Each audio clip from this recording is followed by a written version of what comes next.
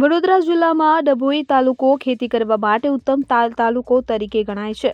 વડોદરા જિલ્લામાં મુખ્યત્વે કપાસ, ડાંગર, જુવાર અને બાજરીની ખેતી થાય છે. ચોમાસાની ઋતુની વિધિવત શરૂઆત થતાં ખેડૂતો પોતાના ખેતરમાં વાવણી કરવા તેમજ ખેડવા માટે પહોંચી ગયેલ છે. ખેડ પ્રવૃત્તિ પૂરી કર્યા પછી તેઓ પોતાના ટ્રેક્ટર ખેતરમાંથી બહાર લઈ મુખ્ય માર્ગ પર આવે છે.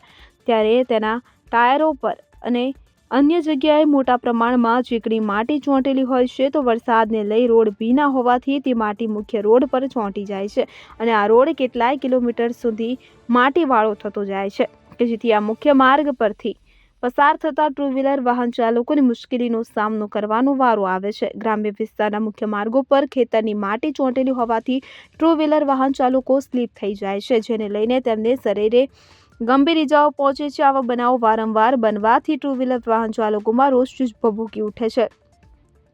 આ ખેતરની માટી ચીકણીવાળી હોવાથી ટુ વ્હીલર વાહન ચાલકોને બહુ જ ધીરે ટુ વ્હીલર ચલાવવા પડે છે. આને લઈને કેટલીક વાર નાના મોટા અકસ્માતો પણ સર્જાય છે. તો આ અંગે ખેત માલિકો અને ખેડ પ્રવૃત્તિ કરતા ખેડૂતોએ આ અંગે વિચારવું જોઈએ. તેઓએ ટ્રેક્ટરના ટાયરો સાફ કર્યા પછી જ મુખ્ય માર્ગ પર આવવું જોઈએ. આજના સમયની માંગ છે. ખેતી પ્રવૃત્તિ કરનાર તેઓના ટ્રેક્ટર પાછળ લોખંડની ટાયર સાથે જે રિંગ લગાવવામાં આવે છે અને પાછળ લોખંડના દાંતીવાળા ઓજાર લગાવવામાં આવે છે.